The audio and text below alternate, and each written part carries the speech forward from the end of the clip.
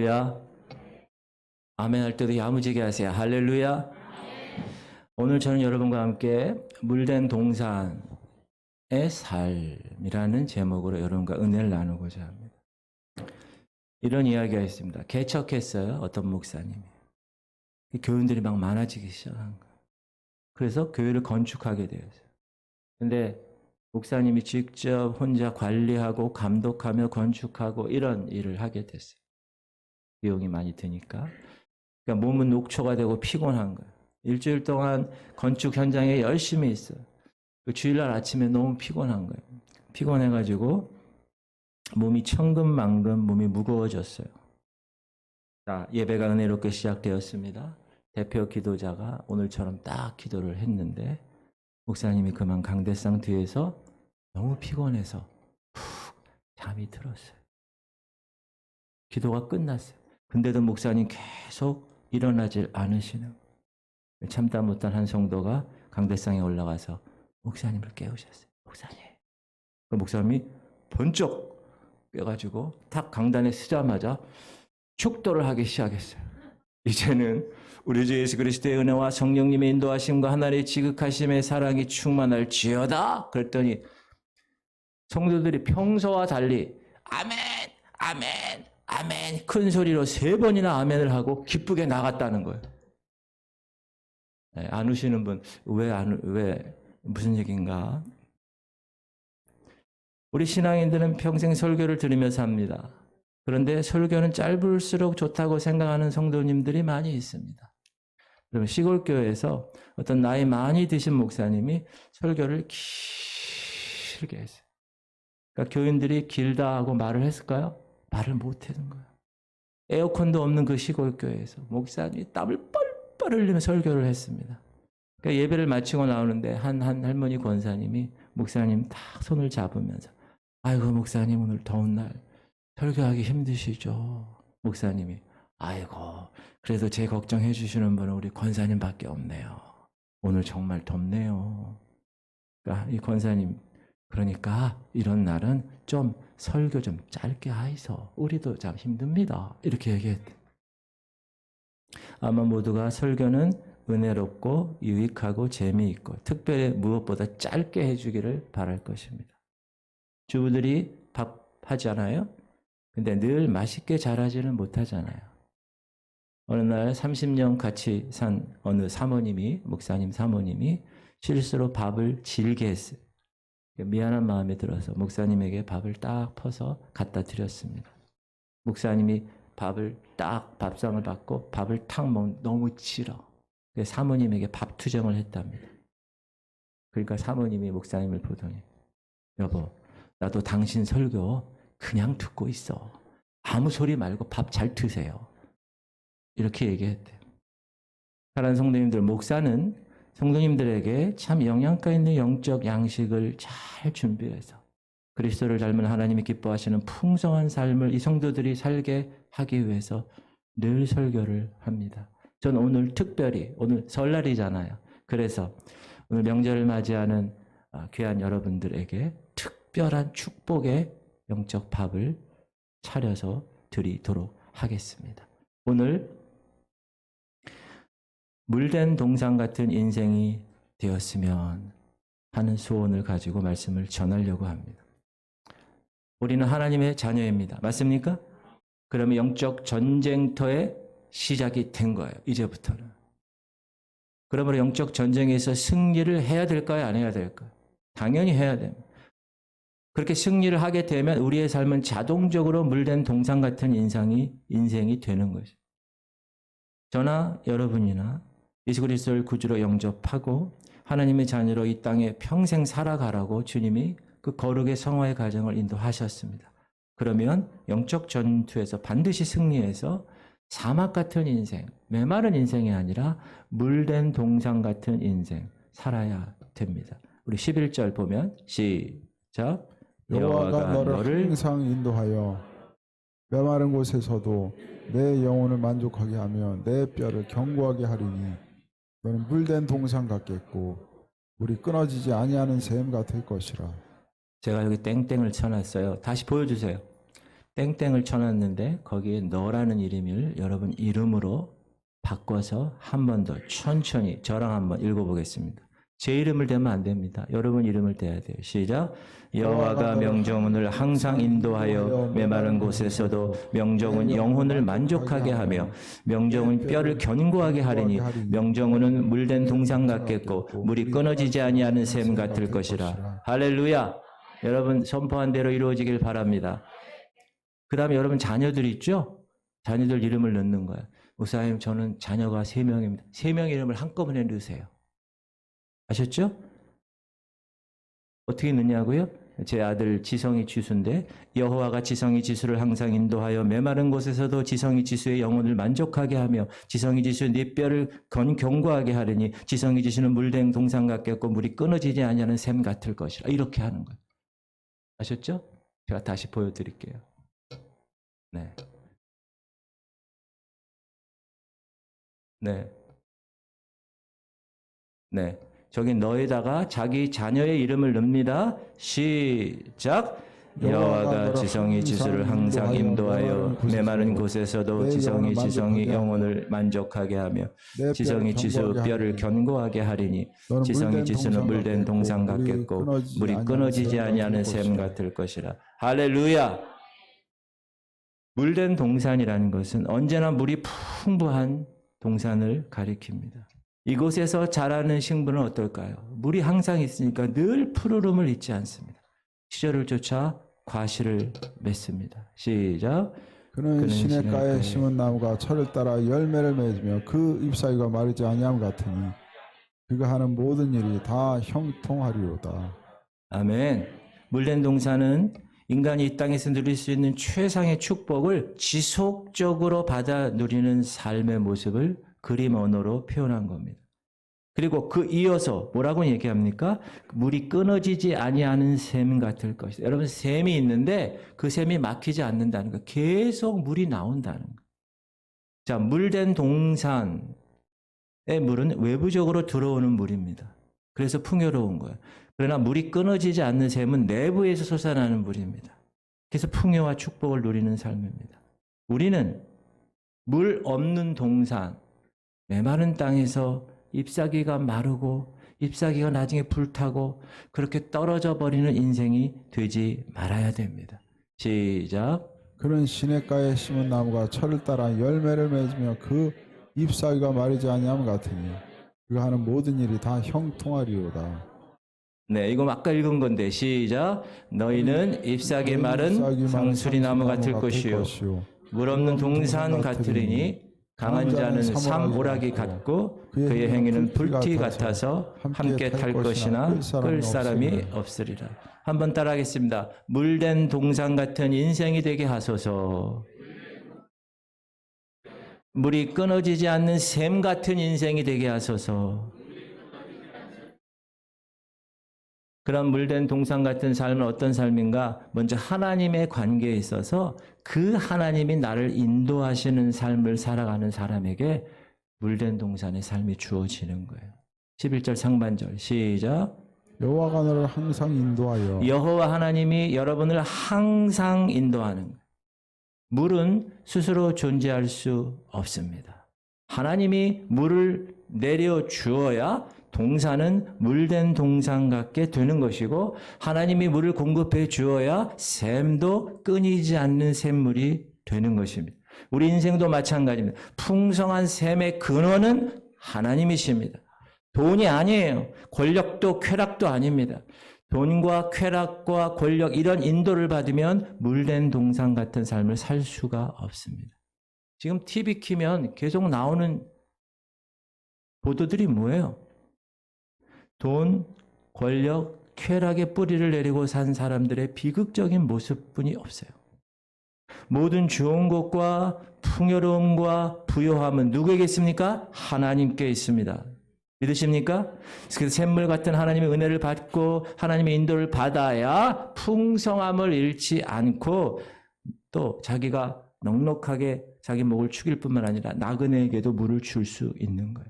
그래서 무성한 나무를 만들어요. 그리고 과실을 맺는 거예요. 사람들이 여기 오는 거예요. 그 그늘에서 쉬고 그 과실을 따먹을 수 있게끔. 그것이 하나님이 여러분에게 허락한 물된 동산의 삶인 줄 믿으시기를 주의 이름으로 축원합니다. 근데 하나님이 인도받는데 일시적으로 인도받는 게 아니에요. 항상 인도를 받는 거예요. 골짜기 같은 곳에서도, 모든 일이 잘 되는 정상에서도, 푸른 초장에서도, 돌밭 같은 데서도, 인생의 어떤 상황에서도 인도함을 받는 거예요. 이스라엘 민족 보세요. 광야 40년 동안 구름 기둥과 불 기둥으로 하나님이 인도하니까 그 광야 척박한 땅에서 안전하게 잘 먹고 잘 살고 의복과 신발이 40년 동안 달지 않고 가나안 땅까지 인도를 받으며 만나와 메추라기 먹으며 먹는 문제, 입는 문제, 사는 문제 없이 살아갈 수 있게 된 것은 하나님이 항상 인도하신 결과이기 때문에 그렇습니다. 여러분, 하나님의 인도하심을 받았던 요셉을 보세요. 요셉은 아버지의 사랑을 받을 때도, 형들의 미움을 받을 때도, 팔릴 때도, 종살이 할 때도, 보디발 부인에게 유혹받을 때도, 억울하게 감옥 갈 때도, 국무총리가 되었을 때도 항상 하나님의 인도를 받았습니다. 할렐루야. 하나님은 우리에게 예수 그리스도 그분을 허락하셨습니다. 그분은 왜 이 땅에 오셨어요? 우리에게 영원한 생명을 주시기 위해서 오셨어요. 시작. 도둑이 오는 것은 도둑질하고 죽이고 멸망시키려는 것뿐이요 내가 온 것은 양으로 생명을 얻게 하고 더 풍성히 얻게 하려는 것이요. 주님이 온 것은 우리에게 생명을 주고 더 풍성히 주기 위해서, 영원한 생명을 주기 위해서 오셨다. 그러므로 예수님이 가시는 곳마다 어떻게 됐어요? 복음서를 읽어보면 놀라운 새 생명의 역사가 일어났습니다. 안진뱅이가 일어나고, 못 보는 사람이 보고, 못 듣는 사람이 듣고, 이런 새 생명의 역사가 왜요? 영원한 생명을 주시기 위해서 오신 분이기 때문에. 사도 바울은 그래서 감옥에 있으면서도 이렇게 얘기합니다. 나는 예수 그리스도 그분 때문에 영적인 축복의 주인공으로 살아갑니다. 시작.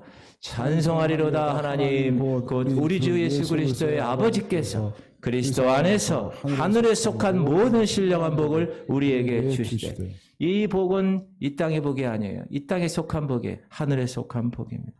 사랑하는 성도님들, 그러므로 제일 중요한 거, 물된 동산의 축복을 받기 위해서는 여러분이 하나님과 여러분의 관계가 지금 어떤 관계인지를 항상 점검하셔야 합니다. 하나님이 나와 정확한, 좋은, 귀한 그런 관계를 갖고 인도하시는가? 하나님이 우리에게 영적인 물을 계속적으로 공급하고 계시는 관계인가? 그 관계를 항상 점검하셔야 돼요. 그래서 하나님이 나를 인도하시는 존재로 관계하시기를 주의 이름으로 축원드립니다. 그 사람이 물된 동산 같은 삶을 사는 사람들입니다. 할렐루야. 두 번째는 물된 동산 같은 삶은 자신과의 관계에서 만족한 삶을 누리는 거예요. 영혼 유기. 하나님의 인도를 첫 번째 받게 되면 오늘 본문 보니까 자연스럽게 나타나는 결과 두 가지가 있다고 11절에 얘기하는데, 첫 번째는 메마른 곳에서도 내 영혼이 만족된다는 거예요. 두 번째는 네 뼈를 견고하게 한다는 거예요. 영적으로 육적으로 하나님이 회복시킨다는 거예요. 시작. 메마른 곳에서도 내 영혼을 만족하게 하며 내 뼈를 견고하게 하리니. 우리 성도님들에게 하나님과의 관계가 설정되면 메마른 곳에서도 영혼의 만족감과 육체적인 견고한 축복이 나타나서 우리가 잘 아는 삼중 축복. 시작. 사랑하는 자여 네 영혼이 잘된 같이 네가 범사에 잘되고 강건하기를 네가 간구하느라. 이 영혼육의 삼중 축복이 여러분 삶에 나타나기를 주의 이름으로 축원드립니다. 이렇게 산 사람이 있어요. 성경에 사도 바울이에요. 사도 바울이 이렇게 얘기합니다. 시작. 나는 비천에 처할 줄도 알고 풍부에 처할 줄도 알아. 모든 일 곧 배부름과 배고픔과 풍부와 궁핍에도 처할 줄 아는 일체의 비결을 배웠노라. 불평하고 불만족하고 원망하는 삶이 아니라는 거예요. 영육 간에 만족한 삶을 사는 거예요. 샘의 근원 되신 예수님 때문에, 그분이 포도주가 떨어진 가나 혼인 잔치에 계시니까 물이 포도주로 만드는 역사가 일어난 것이. 샘의 근원 되시는 예수님이 계시니까 중풍병자가 일어나고 7 귀신 여인이 깨끗함 받게 된 것입니다. 셈의 근원 되신 예수님이 계시니까 광야에 수많은 백성들이 오병이어로 배불리 먹고도 12광주리가 남는 기적을 경험하게 되는 것입니다. 시작. 그러나 무릇 여호와를 의지하며 여호와를 의뢰하는 그 사람은 복을 받을 것이라.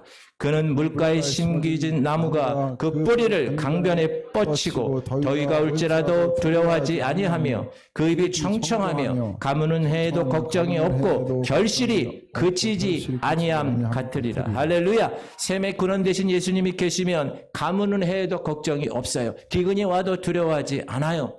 사랑하는 성도님들, 메마른 곳에서도 여러분의 영혼이 만족되기를 주의 이름으로 축복합니다. 여러분의 육체도 마찬가지, 견고히 되는 역사가 이어지기를 축복합니다. 그러려면 어떻게 돼요? 셈의 근원 되신 예수 그리스도 그분을 여러분이 영육 간의 만족의 근원으로 채택하는 거예요. 선택하는 거예요. 그렇게 되면 가무는 해도 걱정이 없고 기근이 와도 두려워하지 않고 그렇게 넉넉하게 살아가는 거예요. 왜요? 셈의 근원 되신 그분이 내 안에 계시기 때문에. 셋째로, 물된 동상 같은 삶은 우리가 대인관계에 있을 때 피스메이커가 되는 거예요. 화평이 이루어지는 삶이 되는 거예요. 시작. 내가 기뻐하는 금식은 흉악의 결박을 풀어주며 명예의 줄을 끌어주며 압제당하는 자를 자유하게 하며 모든 명예를 꺾는 것이 아니겠느냐. 또 줄인 자에게 네 양식을 나누어 주며 유리하는 빈민을 지배드리며 헐벗은 자를 보면 입히고 또 네 골육을 피하여 스스로 숨지 않은 것이 아니겠느냐. 지금 읽은 이 말씀에서는 8가지를 얘기하는 거예요. 제가 번호를 다 적어놨는데 4개씩 나누어지는 거예요. 그 중에 첫 번째 4개는 형제를 자유하게 하는 거예요. 형제를 자유케 하는 거예요. 흉악한 세력에 의해서 결박당한 형제를 풀어주는 거예요. 누구를 통하여? 여러분을 통하여. 여러분의 물된 동산의 주인공이 되어서 여러분이 만나는 형제들에게 흉악한 세력, 사악한 어둠의 영들에게 있는 모든 백성들, 다 여러분이 어떻게 해요? 자리된 권세를 가지고 다 깨부시고 다 소멸시킬 수 있어야 합니다. 할렐루야. 무거운 멍에를 지고 고통당하는 이웃의 그 줄, 그걸 끊어버릴 수 있는 거예요. 돈 없다고 억울하게 착취당하고 노예가 되고 감옥 간 사람의 멍에의 줄 다 끌어주고 고통당하는 사람 자유케 하라는 겁니다. 그게 예수님이 이 땅에 오셔서 하신 일이에요. 그리고 예수님이 그것을 우리에게 허락하셨어요. 제자들에게 그렇게 똑같은 권세를 우리에게 허락하셨어요. 그렇게 하라고 말씀하십니다. 시작. 주의 성령이 내게 임하였으니 이는 가난한 자에게 복음을 전하게 하시려고 내게 기름을 부으시고 나를 보내사 포로된 자에게 자유를, 눈먼 자에게 다시 보게 함을 전파하며 눌린 자를 자유롭게 하며 주의 은혜의 해를 전파하게 하려 하심이라 하였더라. 예수께서 이 땅에 오셔서 유대인이나 이방인이나 자유자나 노예나 남자나 여자나 모두 다 사람을 한 형제로 불러서 막힌 담을 다 헐어버리셨습니다. 그러므로 예수 그리스도 안에 있는 신앙인은 대인관계에 있어서 물된 동산처럼 행복한 삶을 살아낼 수 있도록 주님이 역사하신 것입니다. 마귀에게 짓눌려 노예되고 죄와 질고의 무거운 짐에 멍에를 메고 허덕이는 영혼들에게 여러분이 어떻게 해야 돼요? 복음을 전하고 그 복음을 통하여 자유케 하는 역사를 여러분을 통하여 이렇게 하시는 것입니다. 할렐루야. 그리고 그렇게 변화된 사람과 함께 사는 거예요. 그게 하나님께서 형제를 자유케 하는 4가지. 그리고 두 번째 4가지는 형제에게 선을 베푸는 거예요. 긍휼을 베푸는 거예요. 자비를 베푸는 거예요. 시작. 또 줄인 자에게 네 양식을 주며 유리하는 빈민을 지배드리며 헐벗은 발을 보면 입히고 또 네 골육을 피하여 스스로 숨지 아니하는 것이 아니겠느냐. 이 형제에게 자비를 베푸는 4가지. 힘든 사람이 있으면 어떻게 해요? 나눠줄 수 있어야 돼. 방황하는 사람이 있으면 어떻게 해요? 집에 영접해서 대접해야 돼. 벗은 자가 있으면 내 옷을 벗어서 입힐 수 있어야 돼. 일가 친척에 어려움이 있어요. 그러면 외면하지 않는 삶.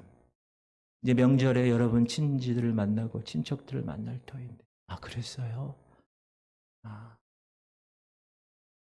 조용히 도와드리는 거예요. 물질적으로도 중보, 기도, 영적으로도 이렇게 도와주는 거예요. 예수님은 지극히 작은 하나에게 물 한 그릇 대접한 것이 나에게 했다고 분명히 얘기하고 계십니다. 시작. 임금이 대답하여 이르시되 내가 진실로 너희에게 이르노니 너희가 여기 내 형제 중에 지극히 작은 자 하나에게 한 것이 곧 내게 한 것이라 하시고. 상대가 잘못되길 바라면서 요즘 세상이 다 그래요. 내가 이겨야 되니까. 내가 저 돈을 가지려면 다른 사람을 죽여야 내가 저 돈을 다 하니까. 오징어 게임이 그거 아니에요? 핵심이. 지금 세상을 정확하게 표현한 드라마입니다. 상대방을 착취해서 이용의 대상으로 삼는 거예요. 그러나 하나님의 물된 동산의 삶을 사는 사람들은 그렇지 않는 거예요. 섬김을 실천하는 거예요. 이웃을 나의 경쟁의 대상으로 보는 게 아니에요. 이웃을 하나님이 나를 통하여 섬기라고 하는 대상으로 보는 거예요. 그래서 그 사람을 통하여 변화되게 하는 거예요. 여러분 그렇게 하면 어떻게 됩니까? 손해 날까요? 절대 손해 안 납니다. 내 주머니에서 빠져나가서 이웃을 도왔잖아요. 손해 갔죠? 제가 항상 얘기하죠. 재정은 이겁니다. 내 손을 잡으면 안 돼. 하나님이 이만큼 주셨으면 그냥 피고 있는 거예요. 그럼 하나님이 선교사를 위해서 하나님의 나라와 하나님을 위해서 이걸 가져가셔요. 여기 없어요. 그렇다고 해서 원망하는 게 아니에요. 하나님의 나라를 위해서 심으시면 나중에 하나님이 더 큰 거를 주세요. 이것도 붙잡으면 안 됩니다. 하나님이 주시는 것은 항상 손을 펴서 항상 하나님의 나라와 하나님의 일을 위해서 준비할 수 있는 것. 그것이 하나님이 원하시는 물된 동산의 삶인 것입니다. 할렐루야. 하나님이 축복해 주시는데 어떻게 축복하십니까? 시작. 그리하면 네 빛이 새벽같이 비칠 것이며 네 치유가 급속할 것이며 네 공의가 내 앞에 행하고 여호와의 영광이 네 뒤에 호위하리니 네가 부를 때에는 나 여호와가 응답하겠고 네가 부르짖을 때에는 내가 여기 있다 하리라. 만일 네가 너희 중에서 멍에와 손가락질과 허망한 말을 제하여 버리고 할렐루야. 이 축복이 정상적인 대인관계를 통해서 물된 동산 같은 축복을 경험하는 삶의 모습이라는 것입니다. 사랑하는 성도님들, 여러분을 통하여 여러분의 주변의 사람이 변화돼야 합니다. 그것이 하나님이 여러분이 이 땅에 살려놓으신 목적이에요. 우리가 지금 24시간 오늘도 목숨을 하나님께서 허락하신 거예요. 이 교회를 통하여서 계속 있게 하신 거예요. 그 이유는 뭡니까? 이 교회를 통하여 세상 사람들이 하나님을 바라볼 수 있게, 여러분을 통하여 세상 사람들이 예수님의 향기를 맡을 수 있게 하시기 위해서 하나님께서 여러분을 살려놓으신 것입니다. 그것이 사람을 섬기는, 하나님 사랑과 이웃 사랑을 실천하는 물된 동산의 축복인 것입니다. 할렐루야. 그런 주인공 되시기 바랍니다. 그리고 물된 동산 같은 삶은 후손들이 잘 된다고 그래요. 시작. 네게서 날 자들이 오래 황폐한 곳들을 다시 세울 것이며, 다시 세우는 거예요. 후손들이 노예가 되는 게 아니에요. 후손들이 파괴자들이 되는 게 아닙니다. 오래된 황폐한 것을 다시 세우는 자가 될 것. 무너진 가문을 다시 세우고, 무너진 교회를 세우고, 무너진 민족을 세우는 그런 자들. 그것이 물된 동산의 삶의 모습입니다. 자녀뿐만 아니라 인생 문제로 근심 없는 삶이 되는 거예요. 시작. 그들이 와서 시온의 높은 곳에서 찬송하며 여호와의 복, 곧 곡식과 새 포도주와 기름과 어린 양의 때와 소의 때를 얻고 크게 기뻐하리라. 그 심령은 물된 동산 같겠고 다시는 근심이 없으리로다 할지어다. 여러분의 자녀들이 이런 물된 동산의 축복의 주인공이 되시기를 주의 이름으로 축원합니다. 그리고 그 믿음이 계대돼야 돼요. 여러분 자녀에게. 다섯 번째로 물된 동산의 삶은 대물 관계에 있어서 업적을 남기는 겁니다. 시작. 너는 역대에 파괴된 기초를 쌓으리니 너를 일컬어 무서운 데를 보수하는 자라 할 것이며 길을 수축하여 거할 것이 되게 하는 자라 하리라. 여러분 우리가 이 땅을 살다가 저 하늘나라 탁 할 때 주님 앞에 서게 될 거예요. 그거 꼭 기억하세요. 주님 앞에 탁 섰을 때 이런 말을 들었으면 얼마나 좋겠습니까? 야, 너는 파괴된 기초를 쌓았구나. 야, 너는 무너진 데를 보수했구나. 너는 길을 수축하여 거할 곳이 되게 했구나. 너는 이렇게 하나님의 은혜대로 말씀대로 순종해서 이 길을 살았구나. 라고 하나님이 말씀하시면 얼마나 좋을까요?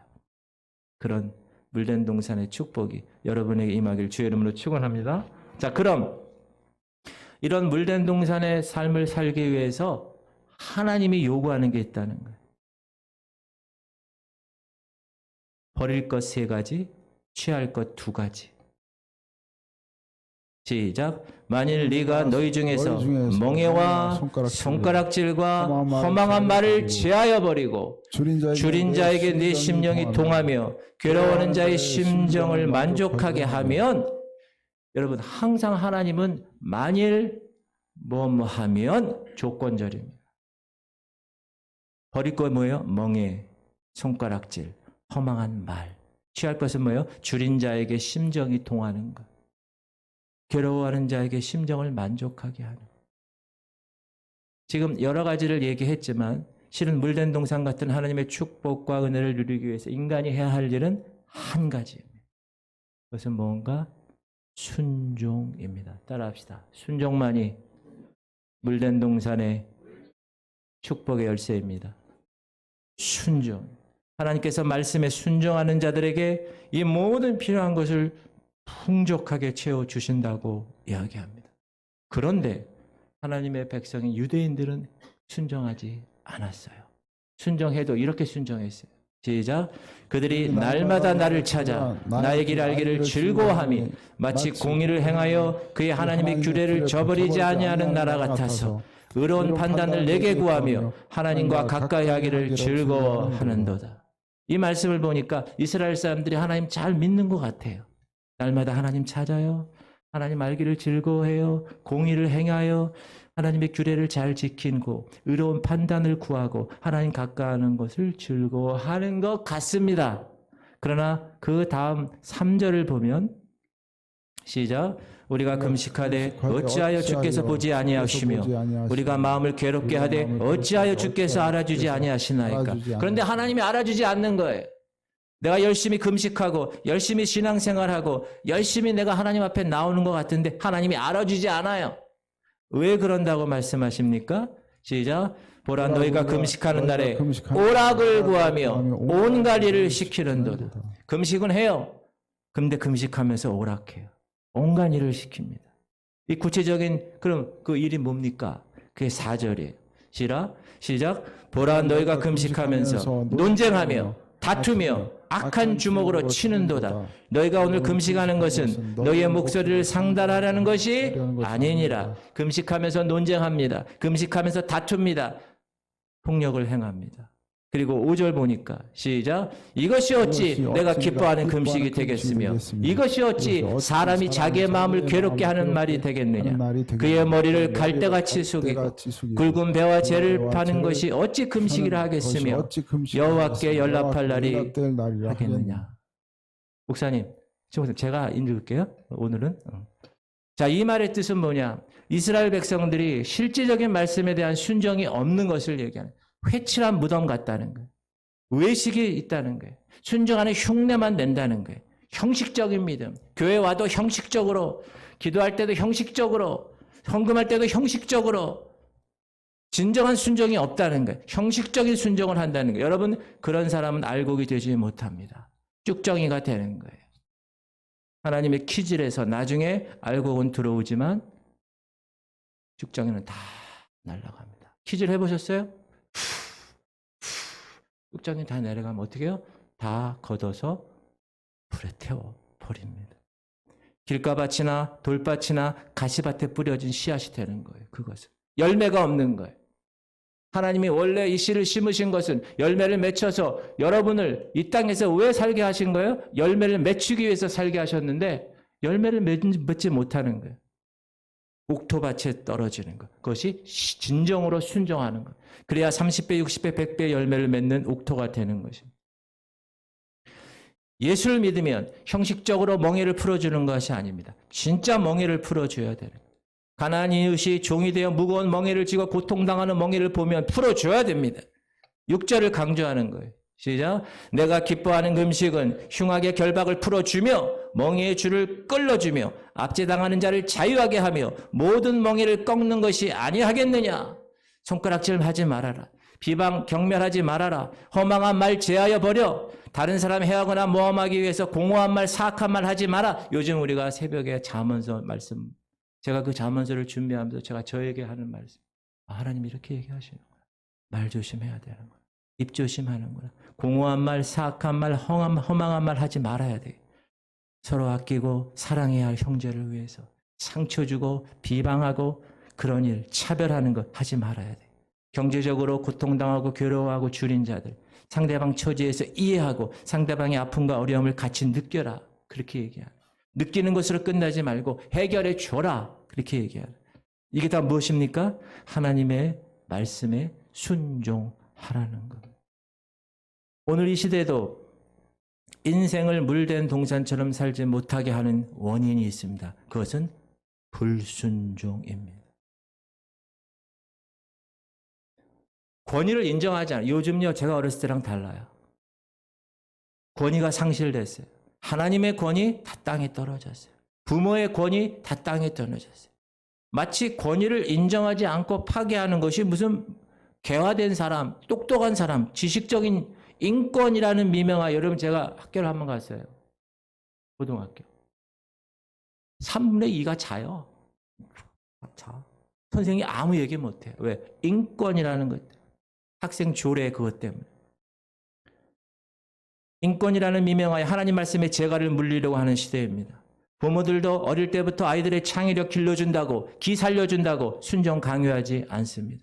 말씀을 상대화시키고 있어. 말씀을 애써 무시합니다. 그렇게 하는 것이 자식들 잘 되는 것이라고 생각합니다. 그거 그렇지 않습니다.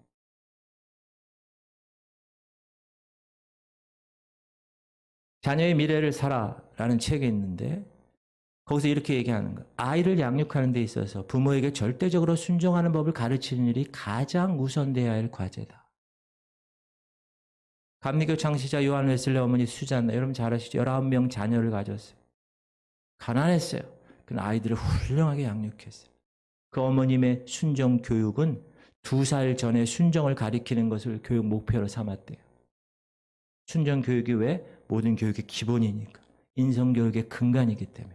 그건 단순한 미덕이 아닙니다. 생명의 본질이기 때문에. 여러분 심장이 있죠, 심장. 심장이, 뇌가 지시를 했는데 이 심장이 순종하지 않아. 야, 뛰어 임마. 안 뛰어. 순종 안 해. 죽습니다. 허파, 숨을 쉬는데 이 뇌의 지시에 순종하지 않으면 호흡이 멈춰 죽습니다. 로세처, 뒤로 돌아보지 마. 그 명령 순종하지 않아 소금 기둥이 되었습니다. 노아 홍수 때 다 들어와. 구원받을 백성들 다 들어와. 비가 올 거야. 홍수가 날 거야. 순종하지 않은 자는 다 심판받아 물에 빠져 죽었습니다. 이스라엘 백성들 광야에서 1세대 다 죽었습니다. 여호수아 칼렙 빼고. 왜 그렇죠? 순종하지 않았기 때문에. 요즘은 권위를 너무나 우습게 여기는 세상입니다. 순종하는 사람을 바보로 알아요. 미개한 사람으로 알아요. 창의성과 자율성과 개성을 살리는데 순종은 독약이라고 말하는 사람까지 있어요. 그러나 그렇지 않습니다. 인간이 할 수 있는 모든 선은 다 순종에 포함되어 있다고 말하고 있습니다. 진정한 순종보다 더 거룩한 것이 없고 더 고상한 원리는 없다고 이야기해요. 여러분 순종하시기 바랍니다. 순종이 축복의 통로이기 때문에 그래요. 아까 애들한테 얘기한 얘기. 임금님이 신하들을 다 불러 모았어요. 그 신하에게 큰 항아리 하나 주면서 왕궁 뒤뜰에 있는 우물 곁에 가서 그곳에 있는 우물물을 두레박에 기어서 항아리 가득 채우라 그랬어요. 그 항아리는 어떤 항아리요? 중간에 구멍이 난 항아리. 많은 신하들이 구멍 난 항아리 보면서 이런 핑계 저런 핑계 대면서 그 자리 다 떠났어요. 그런데 신하 중에 우직하고 신실한 한 사람이 있었어요. 물론 그 사람도 구멍 뚫린 항아리를 물로 가득 채운다는 거 불가능하다는 거 알아요. 그러나 순종했어요. 왜요? 임금님이 말했습니다. 나는 신하니까. 계속 땀 뻘뻘 흘리며 물을 기르다 항아리에 부었습니다. 마침내 우물물이 바닥에 드러났고 그 바닥에 큰 황금 덩어리가 있었습니다. 임금님께 바쳤습니다. 그것은 임금의 말에 순종하는 충신에게 주기 위해서 하늘이 내린 상급이니 그대가 가지도록 하게. 순종은 때로는 손해가 되는 것 같습니다.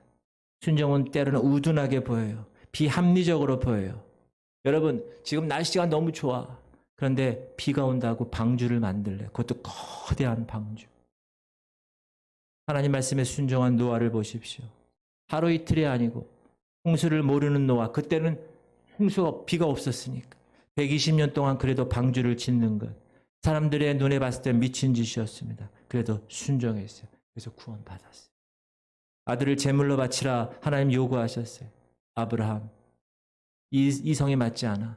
하나님이 주셨는데 이 아들 보고 하늘의 별처럼 바다의 모래처럼 자녀를 풍요롭게 하나님 나라를 건설한다고 그랬는데 죽여? 말도 안 돼. 이해가 되지 않아. 상식에 맞지 않아. 하나님 이럴 수 있습니까? 얘기하지 않았어요. 묵묵하게 순종했어요. 그리고 그 아들 이삭도 가만히 순종했습니다. 우리가 이해가 되지 않고 내가 보기에 비합리적이고 비이성적인 같이 보여도 하나님이 말씀하시고 그것이 하나님의 말씀이라면, 그것이 죄가 아닌 하나님의 말씀에 근거한 말씀이라면 가정에서, 나라에서, 직장에서, 교회에서 순종해야 되는 것이 마땅한 것입니다. 순종의 질이 축복의 질과 연결되기 때문에 그래요. 여러분이 순종한 그 순종의 크기가 믿음의 크기와 연결되기 때문에 그렇습니다. 순종이란 뭔지 아세요? 자기 생각에 맞지 않는 것을 따르는 아니, 그게 아니에요. 자기 의지에 반해. 이해가 되지 않아. 그럼에도 하나님 말씀이기 때문에 따르는 것이 순종입니다. 이해되고 길이 보여 순종하는 것이 아니라 이해되지 않고 길이 보이지 않아도 온전히 신뢰하고 순종하면 길은 보이게 되어 있기 때문에 그렇습니다. 출애굽기에서 하나님은 애굽에서 탈출시켰어요. 이스라엘 백성에 그리고 뭐 줬어요? 광야에서 계명을 주었어요. 잘 들으셔야 됩니다. 애굽에 있을 때 계명 주지 않았어요. 출애굽해서 광야에 있을 때 계명을 줬어요. 계명은 구원받은 이후에 사람이 해야 할 의무입니다. 여러분 구원 받으셨습니까? 구원 받으셨나요? 그러면 구원받은 이후의 삶을 어떻게 해야 돼요? 그때 하나님의 말씀을 주시는 거예요. 그때 말씀을 순종해야 되는 것입니다. 그럴 때 열국 중에서 하나님께 소유된 자들, 하나님 앞에서 제사장 나라가 될 축복을 약속해 주신 것입니다. 할렐루야.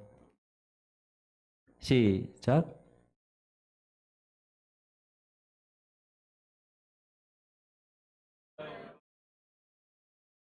분명히 하나님은 조건하셨어요.